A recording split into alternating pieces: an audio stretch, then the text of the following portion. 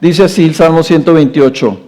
Bienaventurado todo aquel que teme al Señor, que anda en sus caminos. Cuando comas del trabajo de tus manos, dichoso serás y te irá bien.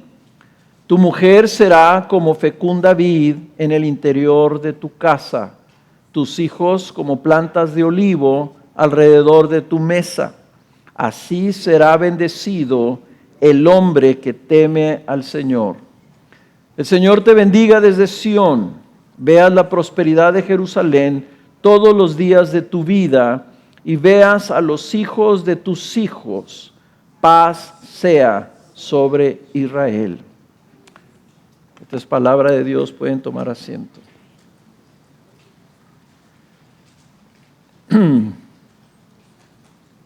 Para mí es muy importante hablarle a los hombres, en este caso los padres. Creo que este salmo, que tiene mucho, es un salmo, es un cántico que trae verdad, pero es un salmo de sabiduría. Es un salmo que parece, en algunos de los versos aquí parece como si fuera un proverbio, ¿no? Y los salmos son parte de la literatura de sabiduría en la Biblia. Para mí es muy importante hablar a los padres porque hasta cierto aspecto, en cierto aspecto, el futuro, no solamente de la iglesia, sino el futuro del mundo depende de los hombres. Si no fuera así, ¿verdad? Entonces no creo que el diablo esté perdiendo el tiempo precisamente atacando la masculinidad, atacando la figura de los hombres en todos los medios. Tú ya no ves nunca un hombre digno representado en alguna película, en algún programa, en algún lo que sea, ¿no? Los hombres siempre parecen necios, insensatos, distraídos, como niños, como tontos o como abusones, y la Biblia no nos dice que así deben de ser los hombres, ¿no? O que así son los hombres. Este salmo nos dice que si prosperamos como padres, el mundo va a ir mejor. A la misma vez, si fracasamos como padres, el mundo va a sufrir por ello. Lo dije el año pasado y lo vuelvo a decir hoy. En nuestras manos, en las manos de los hombres, de los padres de familia, de los esposos, está el bienestar del mundo. Hace muchos años leí un libro que decía que bien o mal, nada tiene mayor influencia en la vida de una persona que la influencia positiva o negativa de un padre. Y decía este autor, inclusive la ausencia de un padre marca de por vida la identidad de una persona. Y es algo real, ¿verdad? Porque en las manos del padre está la formación de la siguiente generación. Este es el diseño de Dios. Así nos hizo Dios al crearnos a su imagen y semejanza, tanto a los hombres como a las mujeres. Pero puso no solamente las cualidades que nos distinguen como seres humanos y nos distinguen de los animales, no los puso en el diseño, sino que al darle al hombre los dones y la responsabilidad de buscar la prosperidad humana, lo hace al hacerlo cabeza del hogar. Ser cabeza significa que tiene la mayor responsabilidad. Es el que tiene la responsabilidad. El hombre va a dar cuentas a Dios de su hogar. La mujer no. A veces dicen, no, pues que la mujer y el hombre es igual. Bueno, si tú tuvieras que darle cuentas a Dios, yo no sé si tú estarías peleando, buscando tener esa posición. Porque el hombre en su ausencia, en su presencia, en su buena paternidad o mala paternidad, buena liderazgo o mal liderazgo, va a dar cuentas a Dios. Tiene la responsabilidad de ser cabeza. Entonces, hermanos, es por eso que le doy importancia a los padres.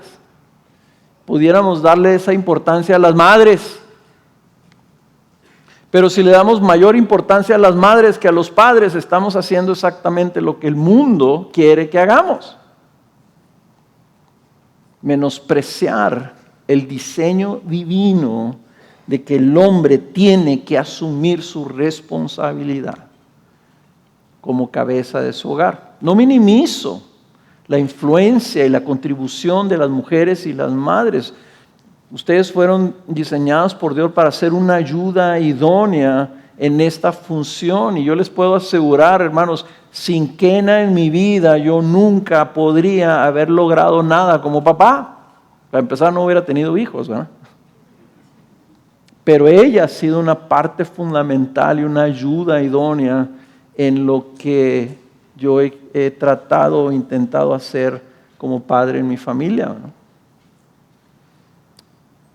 No solamente eso, yo he hablado con muchas mujeres y el deseo de muchas mujeres es ver la influencia del padre como determinante en la formación de la familia.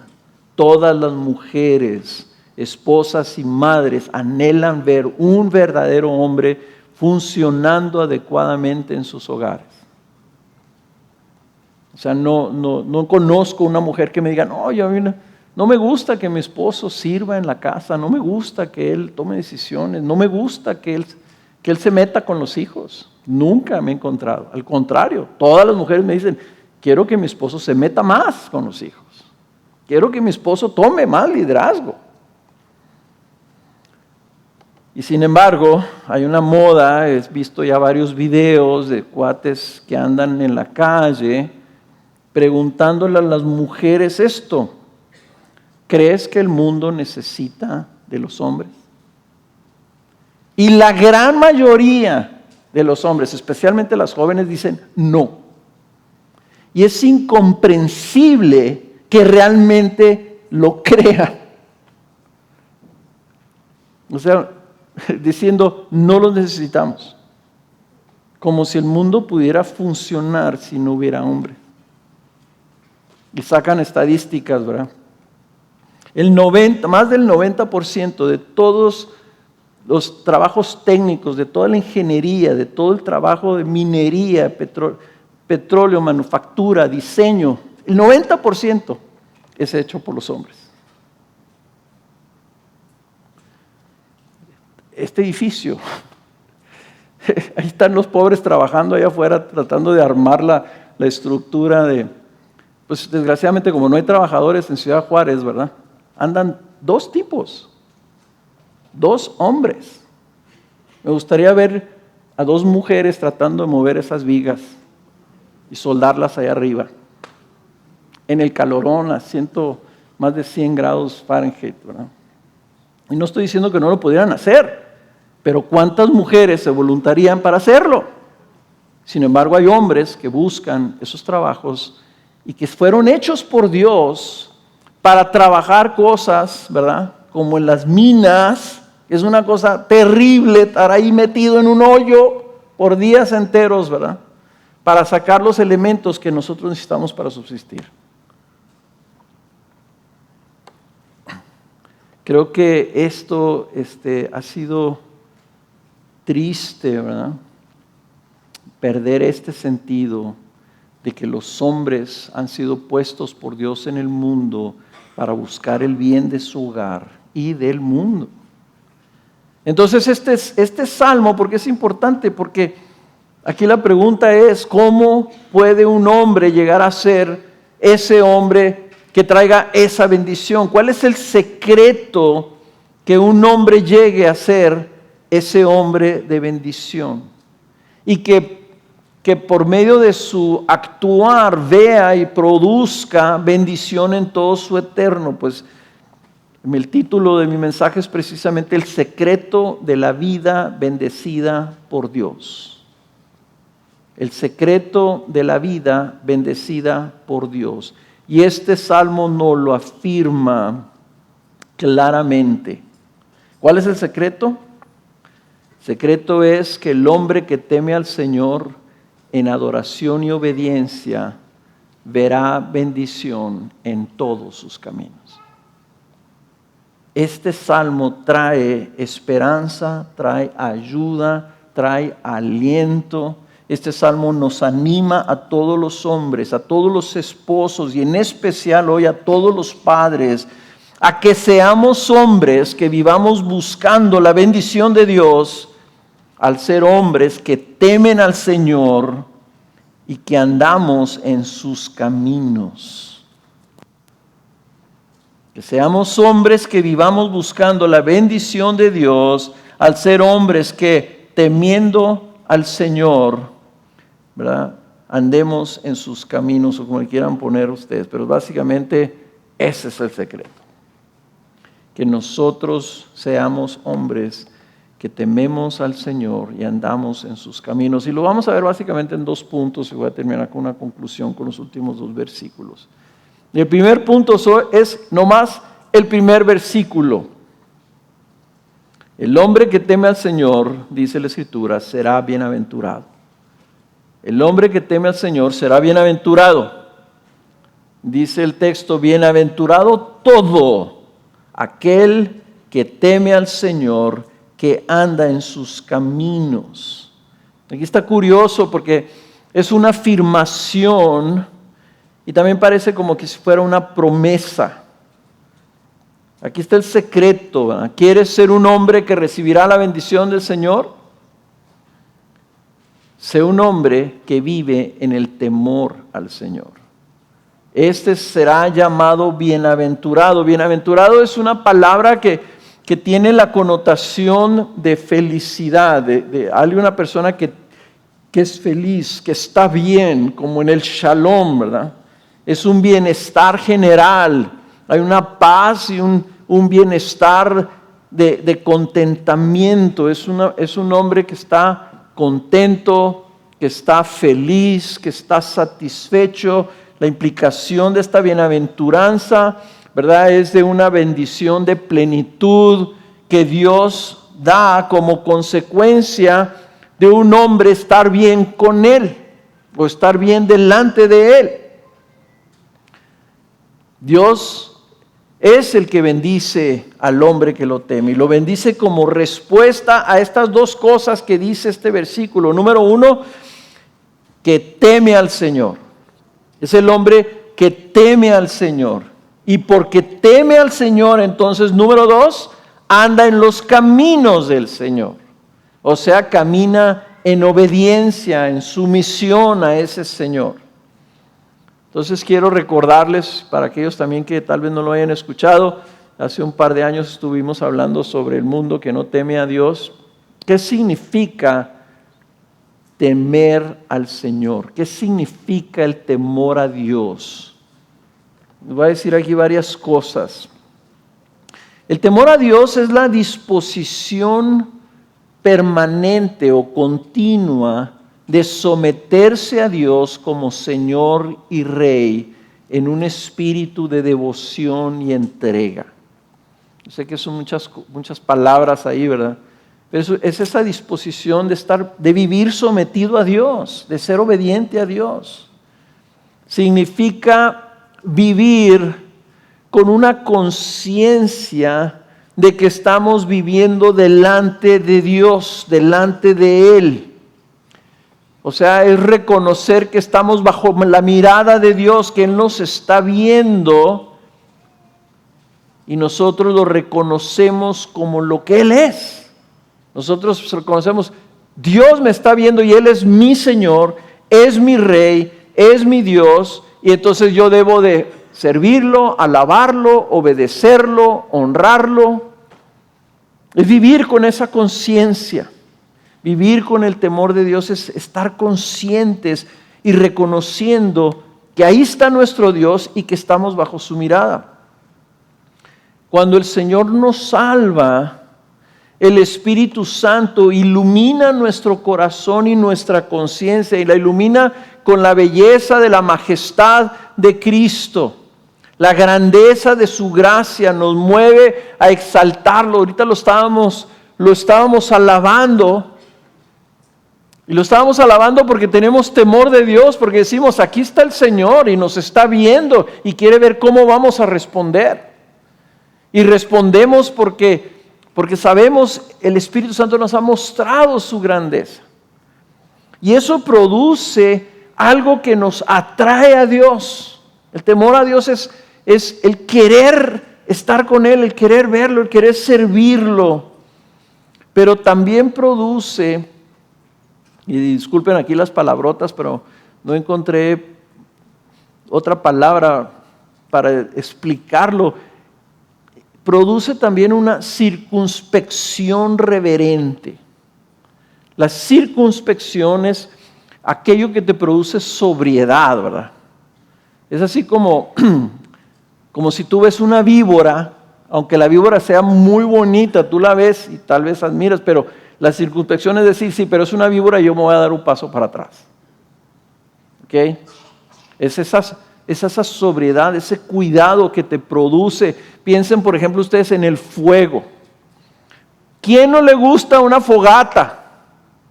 Si tú estás en el campo, si estás en una cabaña o lo que sea, alguien enciende una fogata, ¿qué hace la gente luego? Se acerca a la fogata, le atrae la fogata. Pero en cuanto empieza a sentir el calorcito que se acerca de más, se hace para atrás. Dice, la fogata está bonita, pero la respeto, ¿verdad? Tengo cuidado. Cuando Cristo se revela en nuestros corazones, se produce ese temor de Dios. Es algo glorioso, es algo delicioso. Estar ante la majestad de su gloria nos atrae. Queremos buscarlo, queremos conocerlo. Pero también tenemos que tener esa otra parte del temor de Dios que nos lleva a decir y a estar conscientes, sí, pero Jesús es Dios y Él merece mi obediencia. Porque dice la Escritura, Jesús va a juzgar a todos los hombres. Y un día presentaremos cuentas ante Él. Y cosecharemos en esta vida también si nosotros le menospreciamos o como en este caso le tememos, entonces podemos cosechar bendición. La mejor manera de describir lo que es el temor a Dios es describir lo que no es temor de Dios.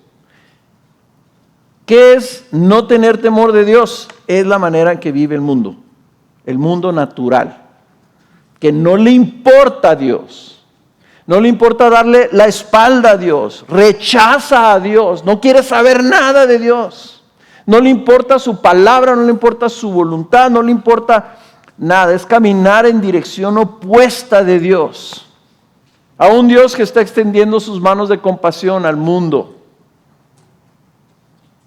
No tener temor a Dios es decir, no me importas, no tengo interés en ti y yo voy a hacer mi vida como a mí se me pega mi regalada gana. Eso es no tener temor de Dios. Entonces esta afirmación, bienaventurado todo aquel que teme al Señor, es una afirmación de que el que teme al Señor y por ende camina en obediencia, ya es bienaventurado del Señor. Ya tiene la bendición de Dios.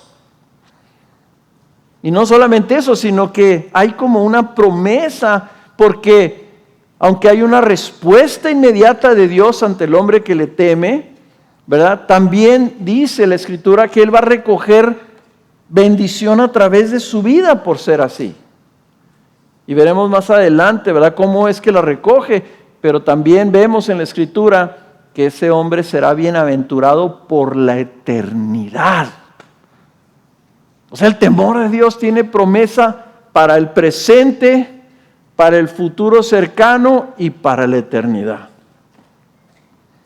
Fíjense, hay otro salmo ahí equivalente. Vean el Salmo 112.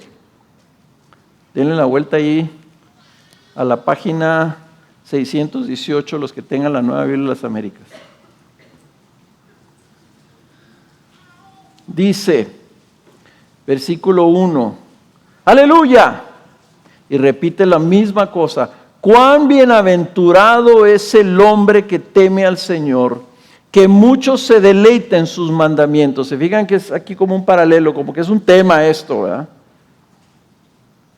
Puesto que teme al Señor, se deleita en los mandamientos de Dios. Fíjense la respuesta, las promesas. Dice, poderosa en la tierra será su descendencia. La generación de los rectos será bendita. Bienes y riquezas hay en su casa y su justicia permanece para siempre. Luz resplandece en las tinieblas para el que es recto. Pero noten aquí también, o sea, cómo el que teme al Señor, fíjense cómo actúa. Él es clemente, compasivo y justo. Bien le va al hombre que se apiada y presta. Arreglará sus asuntos con juicios. Ahí se ve cómo el hombre que teme al Señor lo refleja con su obediencia, lo refleja con su justicia. Dice, porque nunca será sacudido, para siempre será recordado el justo. No temerá recibir malas noticias. Su corazón está firme, confiado en el Señor. Su corazón está seguro, no temerá hasta que vea vencidos a sus adversarios. Noten otra vez ahí, en el 9, con liberalidad ha dado a los pobres. Su justicia permanece para siempre. ¿Ven el para siempre? ¿Ven la eternidad? Su poder será exaltado con honor. Cuando la gente me pregunta sobre mi papá, yo les digo, mi papá era un hombre temeroso de Dios. Por su historia, por su infancia, creció con un verdadero temor a Dios. Y una de las maneras que la reflejaba era precisamente así. Él siempre se fijaba en los pobres y daba con liberalidad a los pobres. Prestaba a sus trabajadores, les ayudaba, ¿verdad?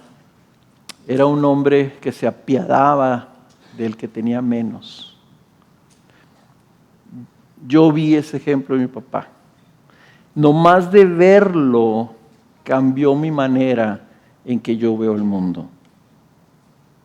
Y yo veo personas que no se apiadan de los demás, que no tienen misericordia, que son crueles y despiadados para con los que tienen menos.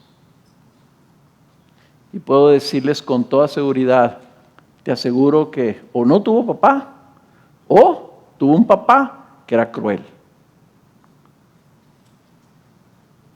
El hombre que teme al Señor transmite algo que luego con su justicia impacta la vida de sus hijos. Pero notaron ustedes que en ambos salmos, tanto en el 112 como en el 128, hay una conexión entre el temor de Dios y la obediencia en justicia.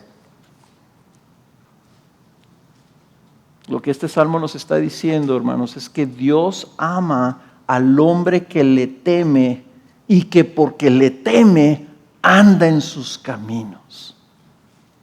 Dios ama al hombre que le teme y que anda en sus caminos, que anda en obediencia. Y Jesús es el máximo o el mayor o el supremo modelo del temor de Dios.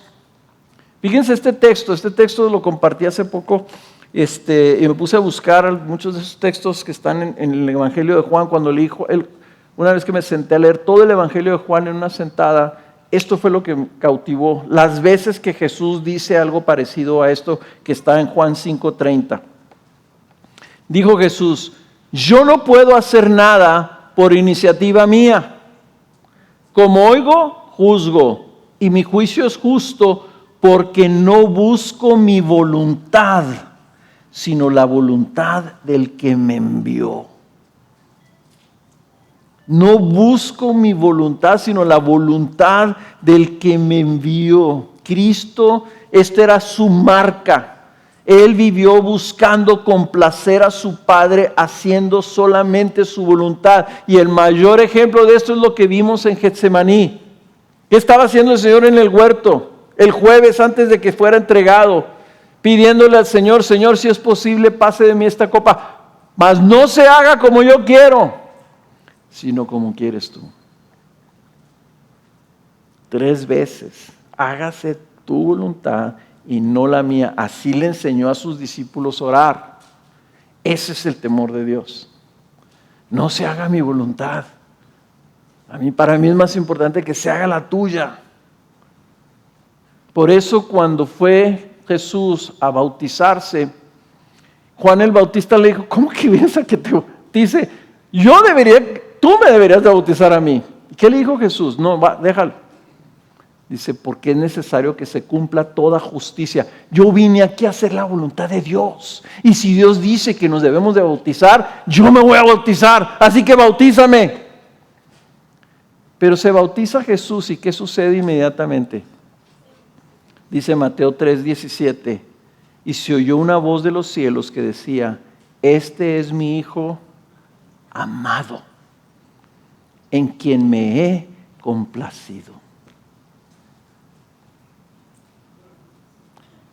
Cuando un hombre camina en el temor a Dios y busca andar en sus caminos, esa es la respuesta de Dios.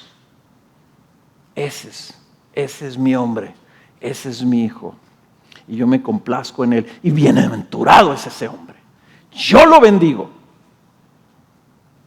Nosotros buscamos, Señor, bendíceme, bendíceme. Muy sencillo, teme a Dios, anda en sus caminos. La respuesta automática de Dios es, yo me complazco en ese hombre y yo lo bendigo. No hay secreto, hermanos. Es muy sencillo, ¿verdad? Fuimos hechos, creados de nuevo, regenerados para ser conformados a la imagen de Cristo. ¿Quieres que Dios se complazca en ti? Vive haciendo lo mismo que hizo Jesús. Si Cristo caminó por este mundo en completa sumisión y obediencia a su Padre, y luego nos llama a que lo sigamos, ¿verdad? Que dijo, Señor, dice, si alguien quiere venir en pos de mí, niéguese a sí mismo, niega tu voluntad. No busques lo tuyo, ¿verdad? Toma tu cruz y sígueme a mí. Y le está diciendo, yo, por voluntad de mi Padre, o sea, yo lo seguí hasta la cruz, hasta la muerte. Tú haz lo mismo. Ese es el llamado del discípulo.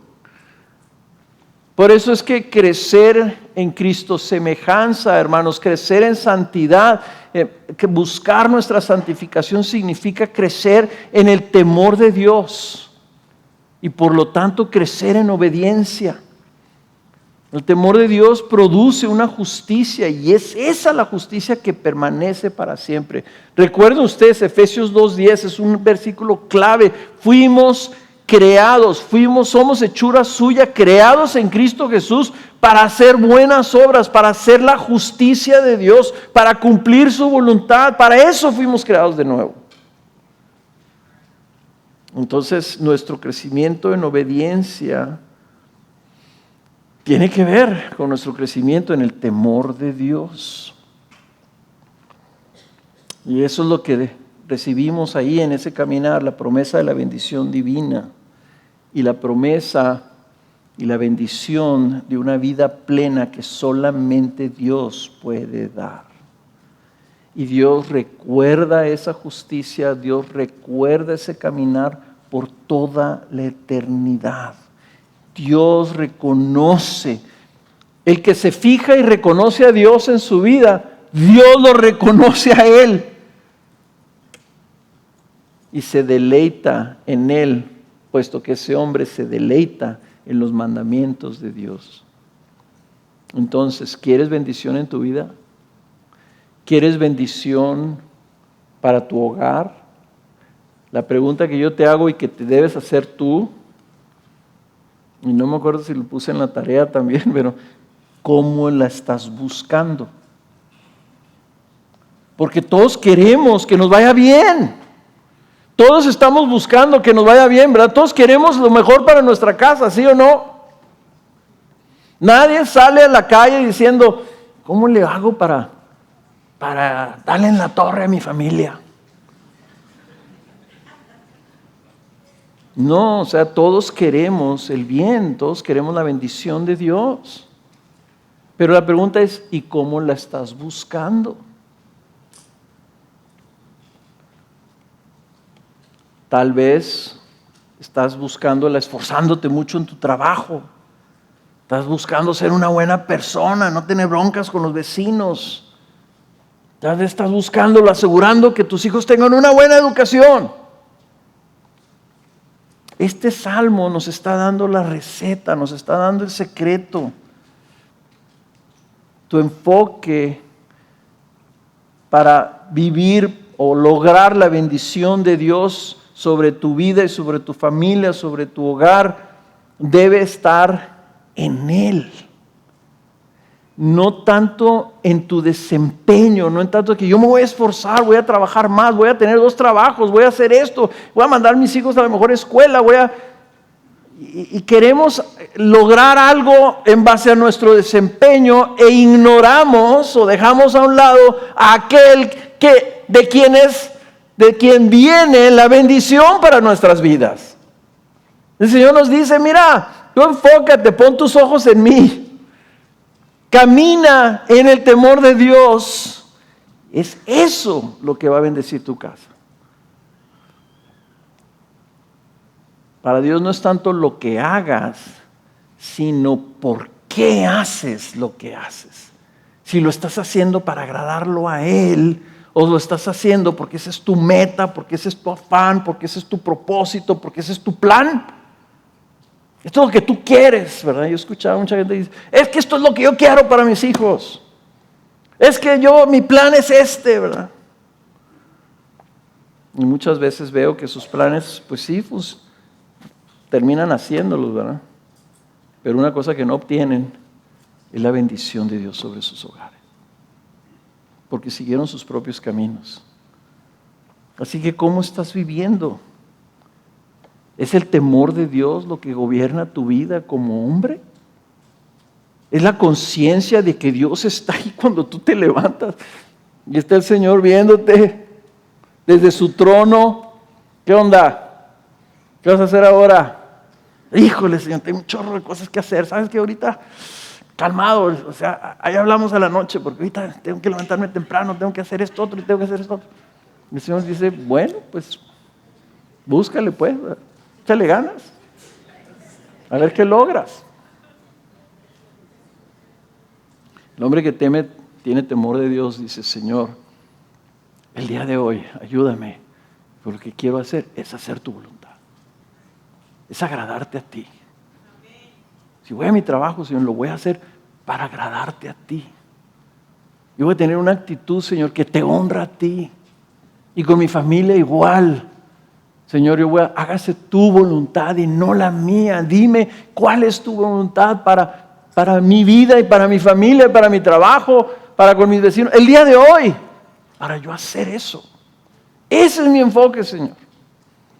Tú orientas tu vida, reorientas tu vida a buscar agradar al Señor.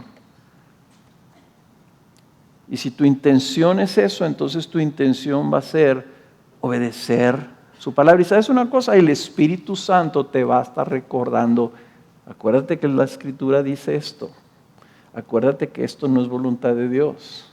Vas a vivir caminando, como decía el profeta Elías, el Señor delante de quien estoy. Estoy delante de Dios en todo momento. Que así vivamos. Punto número 2. La bendición de Dios se hace evidente en una buena vida. ¿Cuál es el lema de Costa Rica, Manu? Pura vida. No queremos pura vida, queremos una buena vida.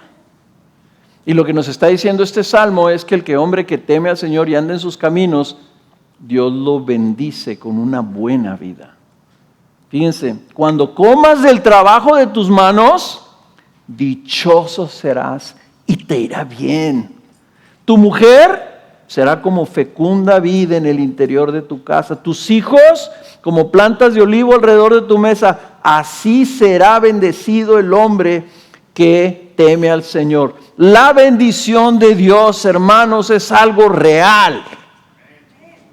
No es así como que no, tú tienes la bendición de Dios y andas ahí con una nubecita arriba de ti. No. La bendición de Dios es ¿Vas a trabajar? Sí. ¿Vas a trabajar en mi nombre? Sí. ¿Tienes temor de Dios? ¿Me vas a obedecer el día de hoy? Voy a buscar tu voluntad en mi trabajo, Señor. Yo voy a bendecir tus manos. Y el fruto de tus manos te va a traer dicha. ¿Y qué es lo que más queremos como papás? Lo que queremos ver es nuestro hogar prosperar. Queremos que Dios bendiga nuestra labor, que bendiga nuestra casa. Pues la verdad de las cosas es que está diciendo aquí el Señor que la mayor bendición es la más sencilla. La resume en 3 aspectos: tu trabajo, tu matrimonio y tus hijos. Dios bendice el trabajo del hombre que le teme. Nuestro trabajo es lo que provee para nuestra vida y para nuestro hogar. Y queremos tener fruto de nuestro trabajo. Queremos poder comer del bien que produce nuestro trabajo. Y el comer del fruto de nuestras manos lo describe como una expresión de bendición. Un trabajo que al proveer para tu casa trae dicha y prosperidad. Dios quiere bendecir tu trabajo y quiere darnos la capacidad de disfrutar del fruto de nuestro trabajo en nuestra casa. Miren lo que dice Eclesiastés. Anoten esta cita para que lo busquen ahí en el libro, porque casi todo el capítulo 2 de Eclesiastés lo menciona así. Miren, fíjense cómo dice: no hay nada mejor para el hombre que comer y beber y decirse que su trabajo es bueno. Yo he visto que también esto es de la mano de Dios, porque ¿quién comerá y quién se alegrará sin él? Recuerden esa pregunta. Acuérdense que Eclesiastés es otro libro de sabiduría. Okay, las sabidurías son estas verdades, ¿verdad? Que no son declaraciones teológicamente como mandamientos, ¿verdad? O promesas. Son sabiduría, son observaciones del hombre de cosas que son buenas. Miren el capítulo 5 de Eclesiastés 5, 18, 19, anoten esta cita. Esto es lo que yo he visto que es bueno y conveniente. 2 puntos. Comer, beber y gozarse uno de todo el trabajo en que se afana bajo el sol en los contados días de la vida que Dios le ha dado. Porque esta es su recompensa. Igualmente a todo hombre a quien Dios ha dado riquezas y bienes, fíjense, lo ha capacitado también para comer de ellos, para recibir su recompensa y regocijarse en su trabajo. Esto es don de Dios. Y la cosa es, hermanos, el mismo libro de Eclesiastés, ahí en el capítulo 6, al principio, nos dice por qué esto es un don de Dios. Fíjense, el capítulo 6 dice: hay un mal que he visto bajo el sol y muy común entre los hombres. Un hombre a quien Dios ha dado riquezas, bienes y honores, y nada le falta a su alma de todo lo que desea, pero que Dios no le ha capacitado para disfrutar de ellos. Porque un extraño los disfruta. Dice: esto es vanidad y penosa aflicción. ¿Acaso hay algo mejor que reunirte alrededor de la mesa con tus seres queridos, comer juntos y decir: el fruto de mi trabajo está permitiéndome esta dicha? Dice: eso es un don de Dios. Y hay gente que tiene poco y disfruta muchísimo del fruto de su trabajo. Y hay muchos que andan buscando tener más. Y junto con todo eso que recogen, vienen también, como dice también el libro de Eclesiastés o de Proverbios, ya no me acuerdo, sabiduría, ¿verdad? Que acumulan las riquezas y lo único que viene con las riquezas son más preocupaciones. Dejan de dormir, dejan de descansar, están preocupados, ¿verdad? ¿Qué va a pasar con mis ahorros? ¿Qué va a pasar con mis inversiones? ¿Qué va a pasar con mi negocio? Si tengo que hacer esto y más contratistas. Contratos y más ventas y más esto. Dice: Dios no le ha dado la capacidad de disfrutarlo. Es más, lo disfrutan otros, pero Él no. Eso es un don de Dios, dice. y la alegría de poder disfrutarlo con tu familia. Es un don de Dios. Y sabes una cosa, tú puedes tener un carro último modelo, el carro no te produce dicha. Tú puedes tener una casa bien bonita, bien arregladita, con muebles finos y todo. No agrega felicidad a tu vida. Pero siéntate con tus hijos y tus nietos y que todos estén ahí hablando y riéndose, ¿verdad? Y tirando la comida y haciendo chistes uno de los otros y todo. Ponte a observar eso. Te lo digo por experiencia. Eso trae dicha en tu corazón. Dice Dios, yo se lo voy a dar al hombre que me tema. ¿Dónde está la verdadera dicha? Que puedas estar así. Y muchos no lo tienen. Y muchas familias están dispersas, peleadas, en conflictos.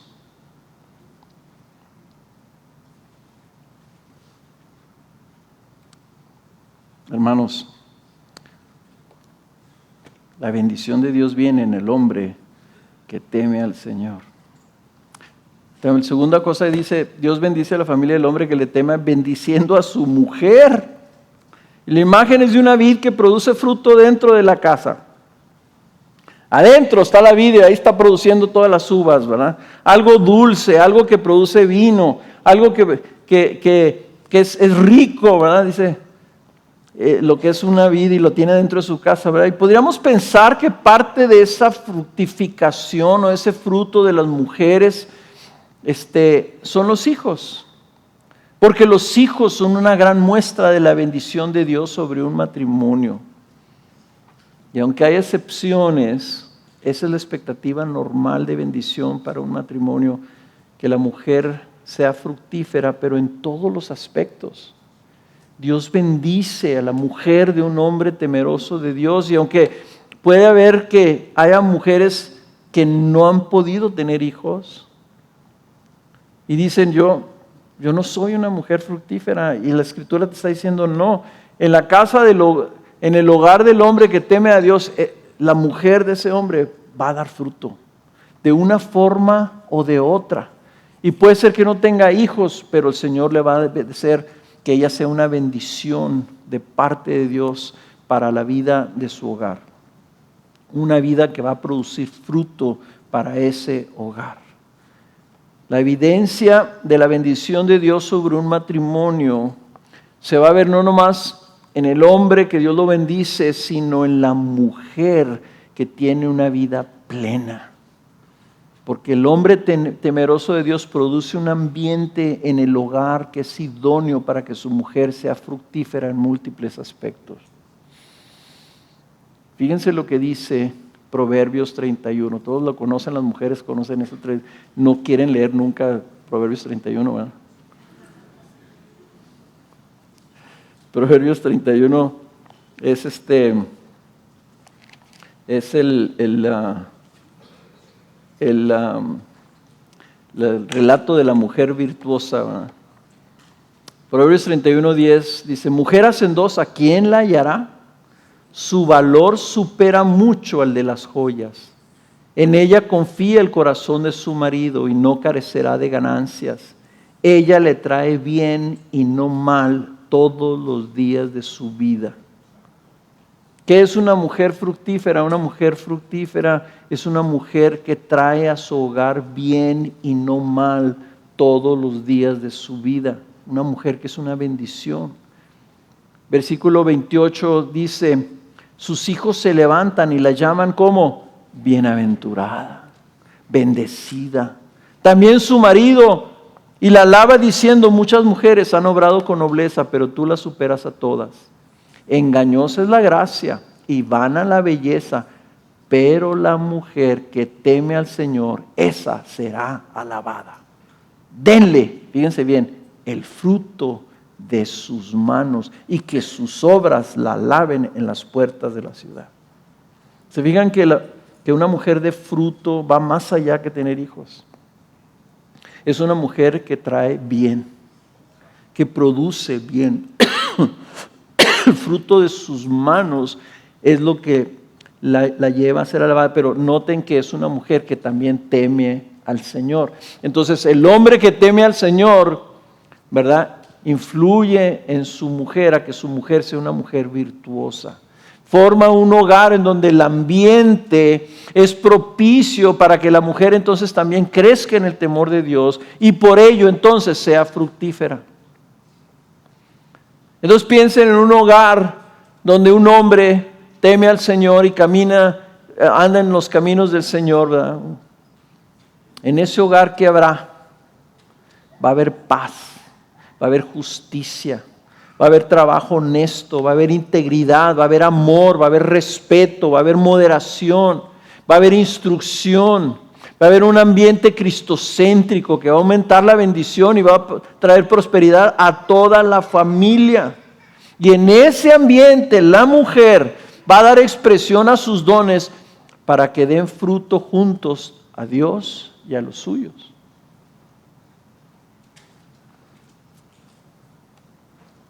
Pero la clave para un matrimonio dichoso se encuentra en que el hombre como cabeza sea un hombre que tema a Dios y vive para honrarlo en todo y caminar en su justicia. Hermanos, dejen de tratar de cambiar a su esposa.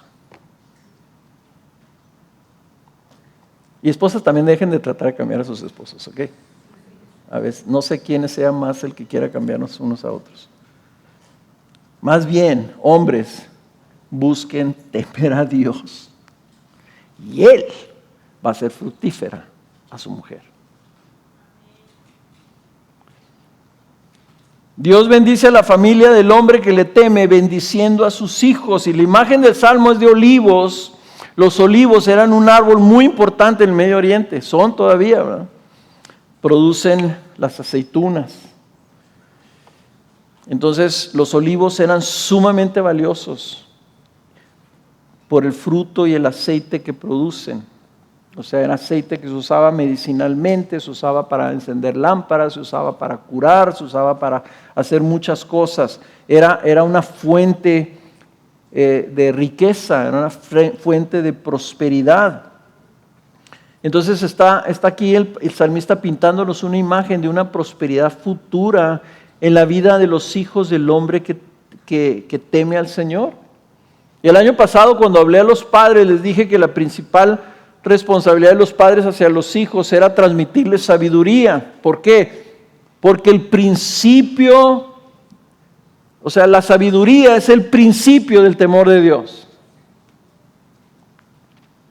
Entonces un padre temeroso de Dios transmite ese ejemplo a sus hijos para que ellos a su vez sean hombres y mujeres bajo la bendición de Dios. El testimonio de tu temor a Dios delante de tus hijos tiene un impacto muy poderoso. Un impacto que tus hijos no van a poder negar. O sea, siempre van a decir, pues la verdad de las cosas es que mi papá tenía muchos errores, pero una cosa era segura, él buscaba agradar a Dios. Y eso no se lo van a poder quitar aunque quieran, aunque lo nieguen y digan, no, yo no quiero servir a Dios. Pero pues mi papá sí quería, y él creía en Dios, y servía a Dios, y genuinamente temía a Dios. Les aseguro que el Señor va a obrar a través de ese testimonio en la vida de sus hijos. Pero desgraciadamente muchas veces muchos se han preocupado por darle a sus hijos una educación secular, una educación materialista a lo mejor, ¿verdad? Y después se dan cuenta que sus hijos son insensatos y rebeldes a los caminos del Señor. Y están destinados a cosechar el juicio de Dios y no su bendición. Y aunque pueda haber excepciones, pero el hombre que teme al Señor puede esperar hijos que crecerán como olivos fuertes y productivos y que van a caminar también en el temor de Dios. Así será la casa del hombre que teme al Señor. Una casa donde hay dicha, donde está una bendición material clara, donde hay una mujer feliz y viviendo en plenitud, donde hay hijos, ¿verdad?, que eventualmente van a dar un fruto también de prosperidad para la familia. Esa es la casa que Dios bendice. Y esa es la casa que Dios construye. Si ustedes se fijan en el Salmo 128, el Salmo 127 habla de la prosperidad precisamente. Fíjense cómo empieza el Salmo 127. Si el Señor no edifica la casa, en vano trabajan los que le edifican. Si el Señor no guarda la ciudad, en vano vela la guardia. Es en vano que se levanten de madrugada y que se acuesten tarde, que coman el pan de afanosa labor, pues Él da a su amado aún mientras duerme. O sea, el Señor es el que edifica nuestras casas. Si nosotros nos concentramos en darle atención al Señor, el Señor va a atender nuestra casa. Si nosotros vivimos para Él, Él da a sus amados, aún mientras nosotros dormimos, Él está edificando nuestro hogar. Pero es en vano que tú trates de tener esa plenitud y esa prosperidad si el Señor no está obrando en tu vida. Si tú le estás dando la espalda y si no caminas en ese temor de Dios. ¿En quién estás confiando entonces para la edificación de tu hogar? Si estás batallando, pues estás batallando porque estás queriendo edificar una casa sin el Señor, sin la bendición del Señor. Es como estar en una barquita de remo, ¿verdad? Y estás tratando de navegar contra la corriente y estás como estaban los discípulos en el lago, ¿verdad? Y remaban y remaban y remaban y no avanzaban. Es muy diferente cuando decís, Señor, yo voy a levantar la vela porque yo confío que tú vas a mover la barca. Y entonces viene la bendición del Señor, el soplo del Señor, y Él mueve la barca. Y es hermoso cuando te das cuenta que estás recibiendo bendición que tú no trabajaste para ella, que tú no la produjiste, que no la podías haber logrado tú en tus propios esfuerzos, pero que llega a tu vida. Y eso es lo que quiere el Señor para cada uno de nuestros hogares, para cada uno de los hombres y de los padres que están aquí sentados. Conclusión: el hombre que teme al Señor espera y confía en la bendición de Dios. El Señor te bendiga desde Sión. Veas la prosperidad de Jerusalén todos los días de tu vida. Está hablando de la ciudad, ¿verdad? La prosperidad de Jerusalén es la ciudad que representada aquí por los hombres, ¿verdad? Y veas a los hijos de tus hijos. Paz sea sobre Israel, sobre toda la nación. Lo que está animándonos aquí, ¿verdad? Es esta afirmación, petición. El Señor te bendiga desde Sión. Sión es el lugar donde estaba el Señor habitando en medio de su pueblo, ¿verdad? Y dice, nosotros entonces de alguna manera debemos esperar la bendición de Dios para nuestras vidas y hogares. Debemos buscarla. Pero esa bendición luego se va a reflejar en el pueblo de Dios. El autor está llamando al hombre que dirija su mirada al pueblo de Dios en sí. Si Dios bendice nuestros hogares, hermanos, bendecirá a todo su pueblo que vive así. Si todos nosotros vivimos en el temor de Dios y todas nuestras casas están siendo bendecidas por Dios, esta iglesia va a prosperar. ¿Verdad? Es lógico. La bendición sobre nuestro hogar se traduce a la prosperidad de la iglesia conformada por esos hogares. Así que tu contribución a la prosperidad de la iglesia inicia con tu vida en obediente sumisión al Señor en tu casa. ¿Quieres bendecir esta iglesia? Vive tu vida en el temor de Dios en tu hogar. Pero no solamente eso, sino que esa bendición se va a transmitir a la siguiente generación, como hablamos ahorita con los hijos. Todos queremos transmitir esa prosperidad a la próxima generación. Como iglesia estamos pensando en la próxima generación. Queremos que ellos también recojan la bendición y la prosperidad prometida. ¿Dónde está la clave de que eso suceda? En los hombres de Dios hoy. En que los hombres seamos hombres que tememos a Dios y que buscamos andar en sus caminos. Y ese es mi reto para todos ustedes el día de hoy. Como Día del Padre. Carlos, ¿por qué no nos dijiste cosas bonitas? Te estoy diciendo lo mejor que te puedo decir. Te estoy dando el secreto de que tengas una vida plena. Pero para ello te tengo que exhortar y te tengo que retar a que la vivas verdaderamente. Y que no digas, qué suave. Oye, estuvo muy interesante el mensaje. No quiero que sea interesante. Quiero que te sacuda adentro de ti, te rete a decir, yo quiero vivir así. ¿Notaron? Yo no oré por los padres.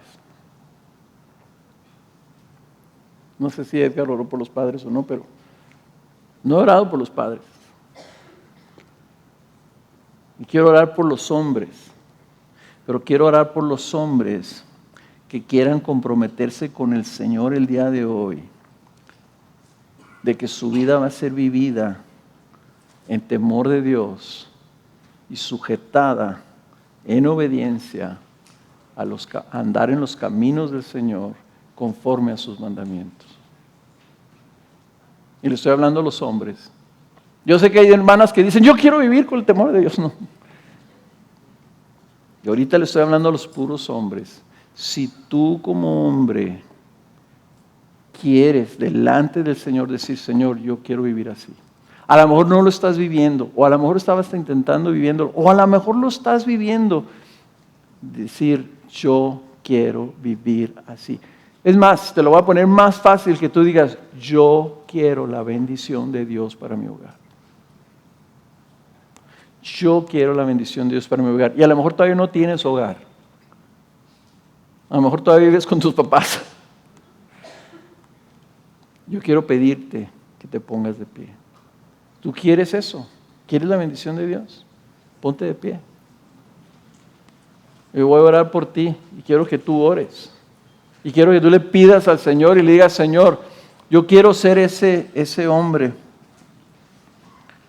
Yo quiero que mi contribución a tu reino sea, Señor, que yo camino en tu temor.